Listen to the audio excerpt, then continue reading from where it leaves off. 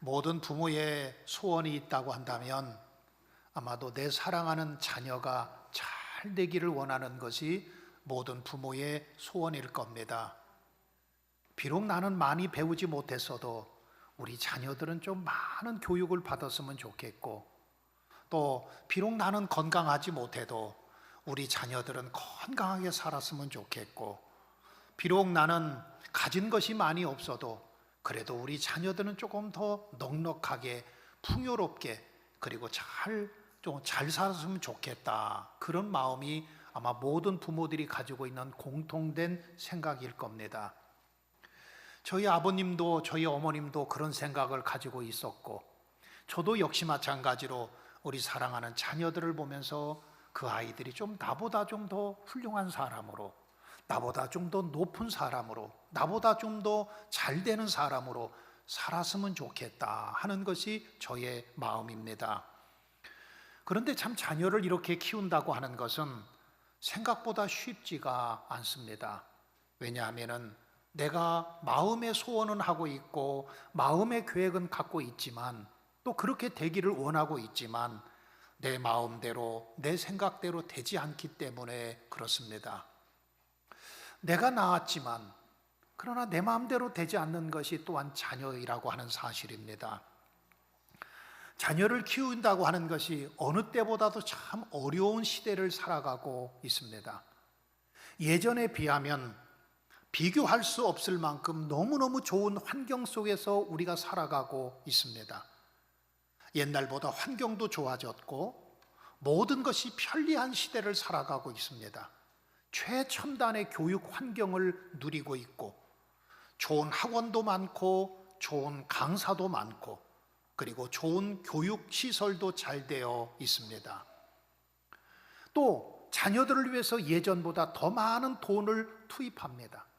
내 생활 위해 많은 부분들을 자녀 교육을 위해서 애쓰고 수고하며 키우고 있는데, 그런데 자녀들의 양육의 어려움은 더욱더 커지고 있습니다. 옛날보다도 환경은 좋아졌고 교육시설도 좋아졌고 강사도 좋아졌고, 그리고 교육의 여러 가지 조기 교육도 유행인데, 그런데 자녀 교육의 어려움은 점점 커지고 있습니다. 며칠 전에 조선일보에 보니까 만물상이라고 하는 코너에 한 기자가 쓴 글이 제 마음속에 와닿았습니다. 강남 3구에 사는 9살 이하의 어린이들 가운데 우울증과 불안장애를 앓고 있는 아이들이 4년 사이에 3배나 증가했다라고 하는 글이었습니다. 어른들 얘기가 아닙니다. 9살입니다. 9살이면 이제 초등학교 한 3학년, 2학년 그 정도밖에 되지 않는 아이들인데, 그 아이들에게 아동의 우울증과 그리고 불안장애가 4년 사이에 3배나 증가했다고 하는 그러한 글을 읽었습니다. 또 강남 3구에서는 영어 유치원 입학을 위해서 4세고시라는 것이 있답니다. 영어 학원에 들어가기 위해서 4살부터 고시 준비를 하는 거예요. 그 영어 학원에 입학하기 위해서. 그리고 7세, 7세 고시라는 것이 있는데, 초등학교 때부터 의대 진학을 위해서 7살부터 공부를 하기 시작한다는 것입니다. 이것이 요즘 현대인들의 모습입니다. 또한 그뿐만 아니라 주의력 결핍 과잉 행동장애라고 하는, 흔히 ADHD라고 그러지요. ADHD라고 하는 그러한 주의력 결핍 장애가 5년 사이에 2.5배나 증가했다고 하는 글도 읽어보았습니다. 참 갈수록 자녀를 교육시키는 것이 정말 어려운 시대를 살아가고 있습니다. 그럼 이것이 오늘 우리나라만의 문제일까요? 에비게일 슐라이어라고 하는 사람이 쓴 책 가운데 부서지는 아이들이라고 하는 책이 있는데, 그 책에 보면 미국의 G세대는 1990년도 후반부터 2010년도에 태어난 아이들을 말하고 있는데, 그때 태어난 G세대 40%가 정신건강 전문가의 치료를 받아야 될 만큼 심각하다고 하는 그 책의 내용이, 그런 내용이 나와 있었습니다. 여러분, G세대 또 X세대는 어떨까요? X세대는 1970년 세대라고 합니다. 그런데 이 G세대도 X세대도 역시 마찬가지로 26%나 되는 사람들이, 그들이 역시 마찬가지로 정신 전문가들의 치료를 받아야 될 정도로 심각하다고 하는 것입니다. 미국의 아이들 10% 이상이 ADHD 진단을 받았고, 또 미국의 아이들 10%가 불안장애 진단을 받았다고 합니다.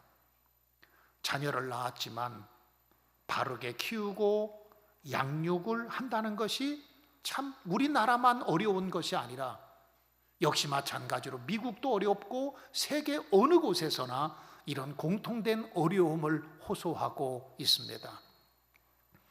이런 자녀 교육의 가장 큰 문제는 무엇보다도 그 원인은 부모에게 있다고 볼 수가 있습니다. 여러분들 혹시 아버지가 뭐 하는 사람인 줄 아십니까? 혹시 여러분들 엄마가 뭐 하는 사람인 줄 아십니까? 그냥 나이가 먹어서 결혼해서 아이를 낳으니까 아버지가 된 거고 엄마가 된 거지, 사실은 엄마가 뭐 하는 역할을 하고 그냥 아이들 밥 해주고 좋은 학교 보내주고 직장 생활할 수 있도록 해주고, 그게 엄마의 역할이라고 생각하고, 아버지는 어쩌면 밖에 나가서 돈 벌어다가 아이들 교육시켜주면 그것이 아버지의 역할이라고 생각하는 경우들이 참 많이 있습니다.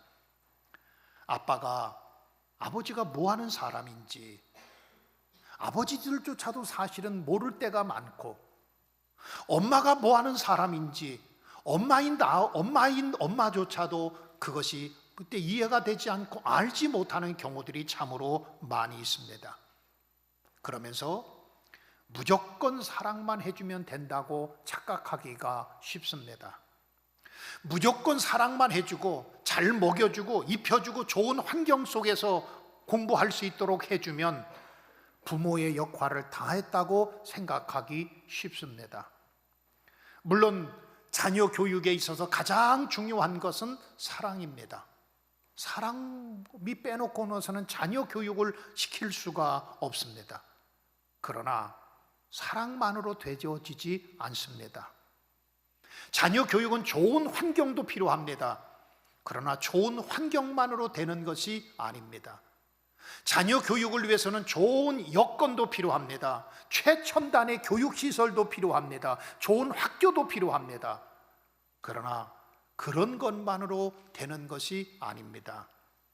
왜냐하면 사람은, 예수님께서 말씀하신 대로 사람은 떡으로만 살 수 있는 것이 아니기 때문에 그렇습니다. 사람은 떡으로만 살 수 없습니다. 예수님께서도 사람은 떡으로만 사는 것이 아니요 하나님의 말씀으로 산다고 말하고 있습니다. 물론 우리가 생존을 위해서는 떡도 필요합니다. 생존을 위해서는 좋은 환경도 필요합니다. 좋은 학교도 필요합니다. 좋은 옷을 입혀주는 것도 필요하지만, 그러나 성경은 그것이 전부가 아니라고 말합니다.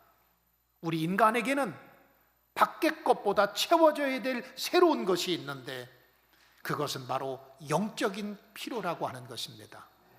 아무리 환경이 채워지고 좋은 여건이 채워진다고 할지라도 그 속에 영적인 필요가 채워지지 않으면 그 사람은 이 세상을 이기는 사람으로, 건강한 사람으로 살아갈 수 없는 것입니다. 사랑하는 성도 여러분, 이제 오늘은 어린이 주일입니다. 5월달을 우리는 가정의 달이라고 합니다. 가정을 생각해보고 가족들을 돌아보고, 그리고 가족들을 새롭게 기도하고 그 가족들을 사랑하는 시간이 바로 5월 가정의 달입니다. 오늘은 특별히 어린이 주일이고, 돌아오는 다음 주일은 어버이 주일로, 특별히 광고 시간에 말한 것처럼 여러분, 우리가 온 가족들이 모여서 온 세대로, 온 가족이 같이 예배하는 시간을 가질 겁니다. 저는 오늘 등장하는 한 가정을 통해서 이렇게 키우지 맙시다, 이렇게 키우지 맙시다, 우리 한번 다 같이 따라할까요? 이렇게 키우지 맙시다. 이렇게 키우지 맙시다. 오늘 엘리 제사장의 가정을 통해서 여러분, 이렇게 키우지 맙시다. 거꾸로 말하면 이렇게 키웁시다.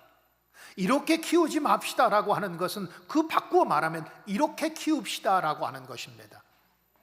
오늘 엘리 제사장의 한 가정을 볼 수가 있는데 참 이 가정은 불행한 가정입니다. 이 가정은 망해가는 가정입니다. 엘리는 제사장이었습니다. 민족의 지도자였습니다. 또한 사무엘의 스승이었고 이스라엘 민족들을 이끌어가는 제사장이었습니다.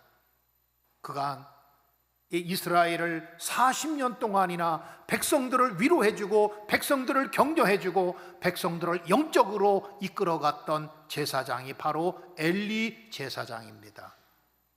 그런데 그가 가정교육은 실패합니다. 여러분, 그런 경우가 많지요.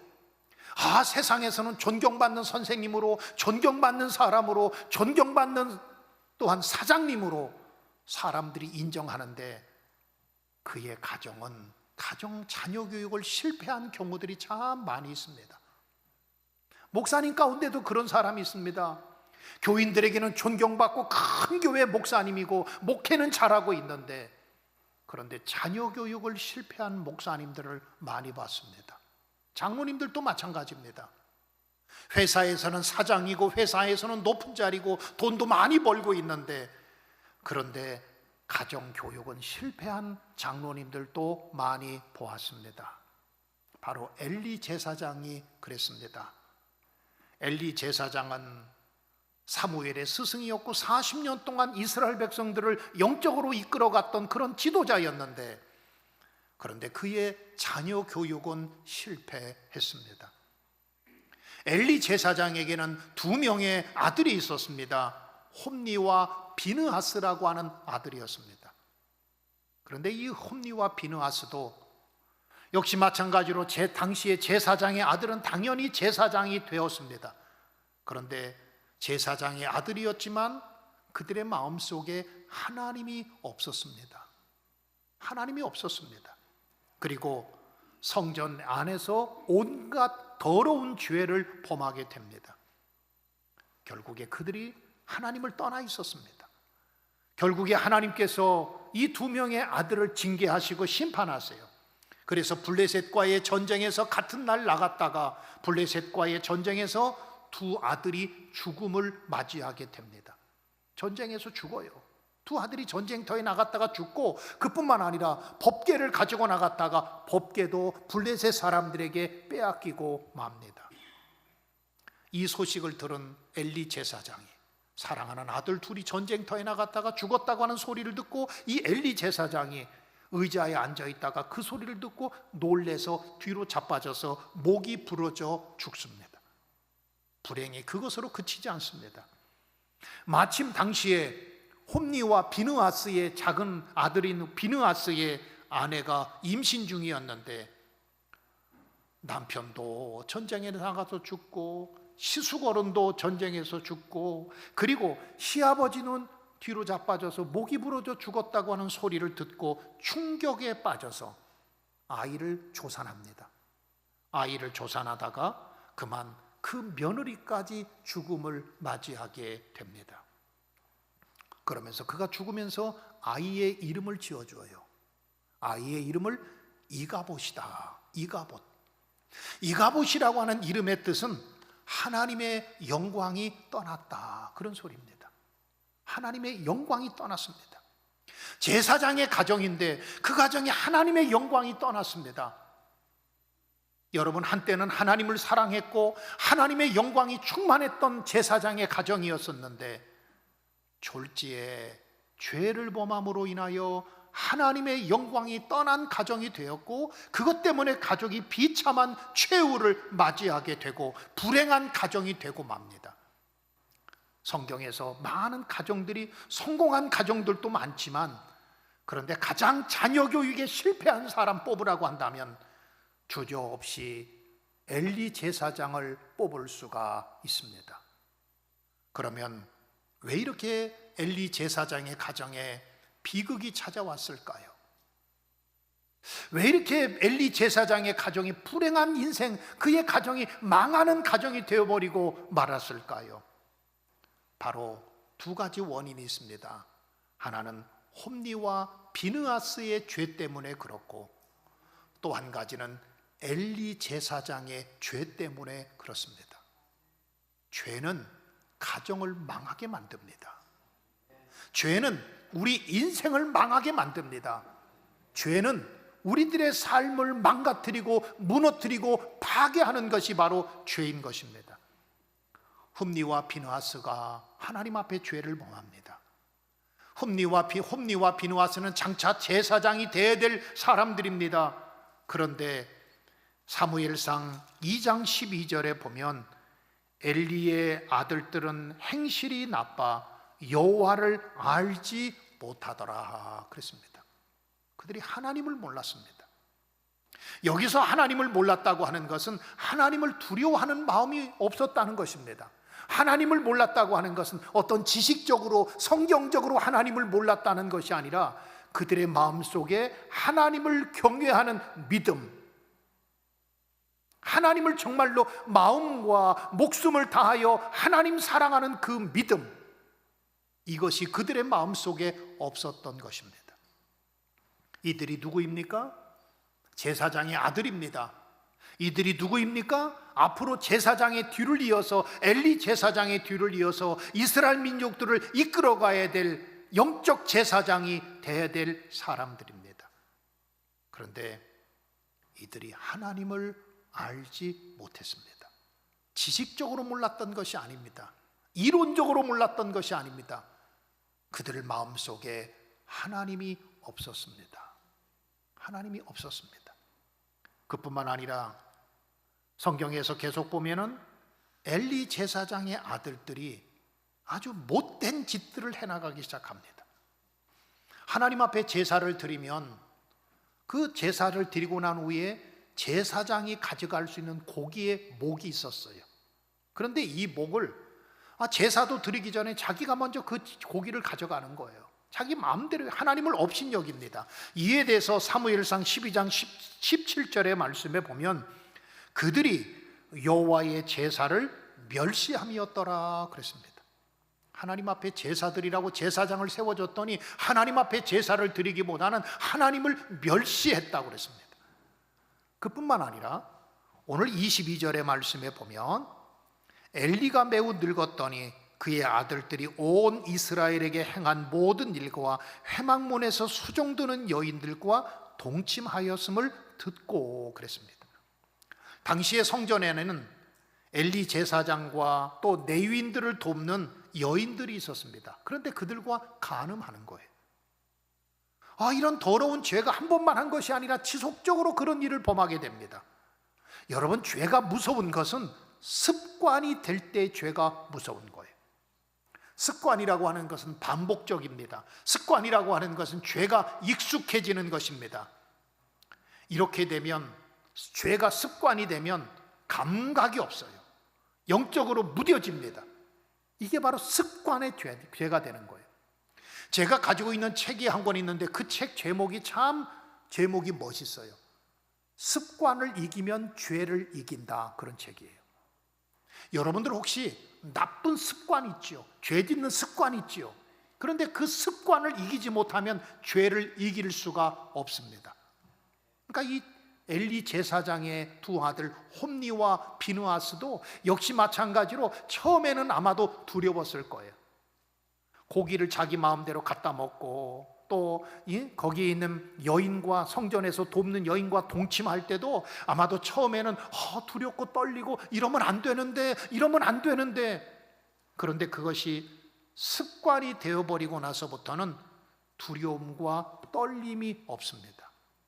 죄 짓는 것이 당연하고 죄 짓는 것이 익숙해지게 되어 있는 겁니다. 사랑하는 성도 여러분, 혹시 여러분들이 끊어야 될 습관이 있습니까? 이 죄 짓는 습관, 내가 이건 꼭 끊어야 되는데 이거 끊지 못하면 여러분들은 죄의 노예가 될 겁니다. 죄의 종로로 탈 겁니다. 사랑하는 성도 여러분, 믿음으로 죄의 습관을 끊어버리시기를 주님의 이름으로 축원합니다. 죄의 습관을 끊어버리십시오. 그래야 죄가 우리 가운데 다가오지 못하는 거예요. 엘리 제사장의 2명의 아들은 죄가 그의 마음속에, 그의 몸에 익숙해졌습니다. 그의 이제 하나님을 두려워하는 마음도 없었습니다. 죄를 범하고도 양심의 가책도 받지 않고 성경이 하나님의 말씀에 대한 두려움도 갖지를 않았습니다. 또 한 가지, 엘리 제사장 아버지의 잘못과 아버지의 죄 때문에 그렇습니다. 우리 한번 23절의 말씀을 볼까요? 23절에 보면 그들에게 이르되 너희가 어찌하여 이런 일을 하느냐? 내가 너희의 악행을 이 모든 백성에게서 듣노라. 내 아들아, 그리하지 말라. 내게 들리는 소문이 좋지 아니하니라. 너희가 여호와의 백성으로 범죄하게 하는도다. 2 아들이 죄를 범합니다.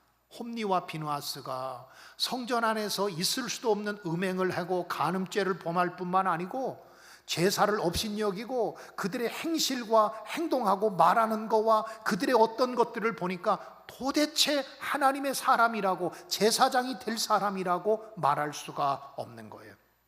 그래서 엘리 제사장이 그들을 불러다 놓고 엄하게 경고하고 책망하고 꾸짖는 것이 아니라, 야, 그렇게 하면 니네 소문이 좋지 않지 않느냐? 죄는 하나님과의 나와의 관계입니다. 죄는 하나님을 두려워해야 죄를 범하지 않는데, 엘리 제사장이 2 아들을 불러다 놓고, 야, 니네들이 그렇게 말하니까 소문이 안 좋잖아. 소문이 안 좋잖아. 여러분, 이렇게 말을 해요. 왜 이렇게 소문이 안 좋다? 왜 이렇게 그런 일을 하느냐? 정말 그들을 불러다 놓고 이건 올바르지 않다. 부모의 역할이 뭡니까? 자녀가 잘못된 길로 나가면 자녀를 불러다 놓고 이건 바르지 않다고 하는 것을 말하는 게 부모입니다. 때로는 회초리로 때리면서까지도 바른 길로 가게 만들어주는 것이 부모입니다.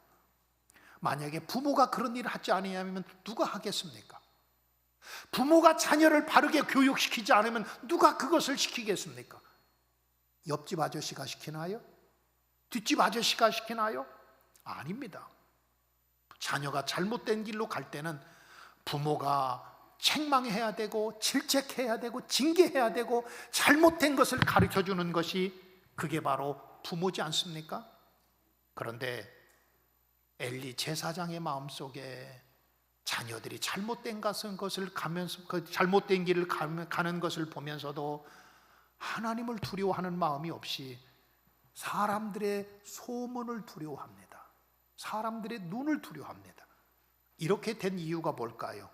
29절의 말씀에 보면 이렇게 말해요. 너희는 어찌하여 내가 내 처소에서 명령한 이 내 재물과 예물을 밟으며 내 아들들을 나보다 더 중하게 여기느냐? 하나님께서 책망하세요. 여러분, 엘리 제사장이 그렇게 된 이유는 한 가지입니다. 하나님보다도 아들을 더 중하게 여겼다, 더 사랑했다는 거예요. 물론 엘리 제사장도 하나님을 사랑한다고 했을 겁니다. 저도 하나님 사랑합니다. 그런데요, 제가 진짜 사랑하는 것은 우리 아들입니다. 여러분, 그렇게 말한 거예요. 하나님보다도 더 자녀를 더 소중히 여기고 하나님보다도 자녀를 더 높인다고 한다면, 여러분, 그것이 우상숭배 아닌가요? 여러분 어떻습니까?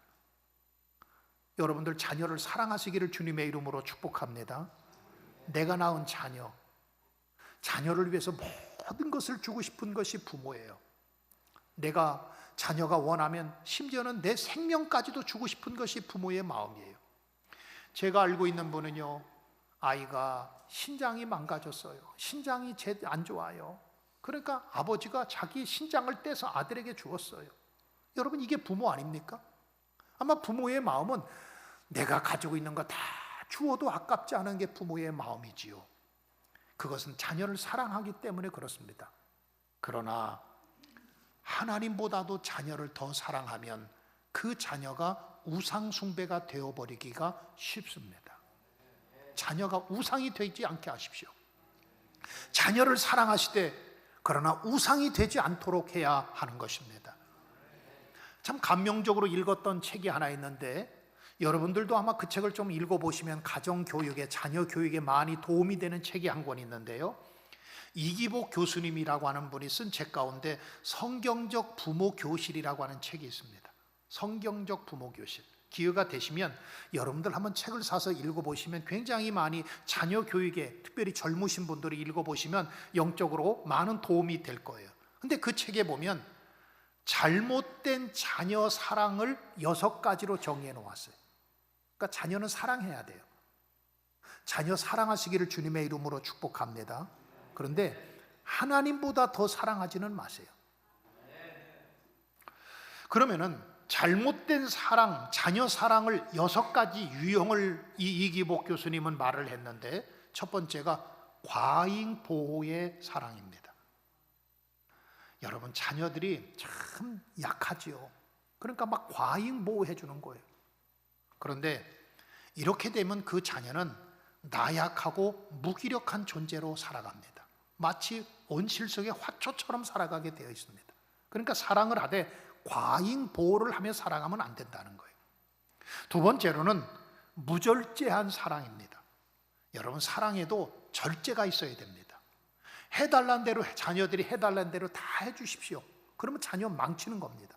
차 사달라고 그러면 차 사주고, 집 사달라고 그러면 집 사주고, 옷 사달라면 옷 사주고, 자녀가 해달란 대로 다 해주면 무절제한 사랑이 자녀를 망치게 만드는다고 하는 거예요. 세 번째로는 권위가 없는 사랑이다 그랬습니다. 이 권위가 없는 사랑이라고 하는 것은 부모들이 자녀들에게 쩔쩔매는 거예요. 요즘 그런 부모들 많아요. 자녀들이 부에게 쩔쩔매서 자녀들이 잘못된 일을 해도, 잘못 행해도 그건 안 된다, 그건 그렇게 하면 안 된다라고 말 한마디 못하는 부모, 이런 부모를 권위가 없는 사랑이라고 말합니다. 안 된다고 말할 수 있는 부모가 되어야 됩니다. 잘못된 것은 잘못됐다고 말할 수 있는 부모가 되어야 됩니다. 이게 권위가 있는 사랑이에요. 그런데 자녀를 망치는 잘못된 자녀의 사랑 6가지 중에 세 번째는 권위가 없는 사랑입니다.